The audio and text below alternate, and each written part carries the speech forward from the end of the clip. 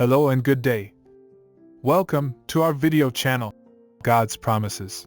And today's video will be Psalm chapter 62. Let's get started now.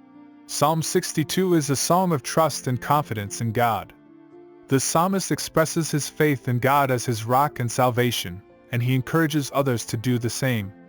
This psalm is often associated with King David, but its authorship is uncertain. The psalm begins with the psalmist declaring his trust in God alone. Truly my soul finds rest in God. My salvation comes from Him. Verse 1. The psalmist acknowledges that God alone is his rock and salvation, and that he will not be shaken by any circumstances or enemies. In verses 3 to 4, the psalmist addresses those who would seek to undermine his trust in God. How long will you assault me? Would all of you throw me down, this leaning wall, this tottering fence? The psalmist recognizes that his enemies are like a wall that is leaning or a fence that is tottering, and that they will ultimately fall. In verse 5, the psalmist encourages others to trust in God as well. Yes, my soul, find rest in God.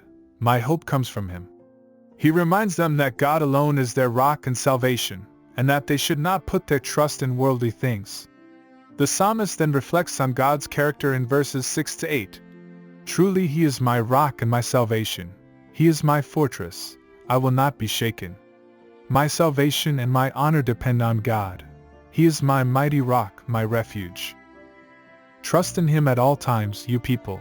Pour out your hearts to Him, for God is our refuge. The psalmist declares that God is his rock, salvation, fortress, and refuge. He acknowledges that his salvation and honor depend on God alone, and that he will not be shaken as long as he trusts in Him. The psalmist encourages others to trust in God as well, and to pour out their hearts to Him in prayer. In the final verses of the psalm, the psalmist acknowledges that both power and love belong to God. One thing God has spoken, two things I have heard. Power belongs to you, God, and with you, Lord, is unfailing love. Verses 11 to 12.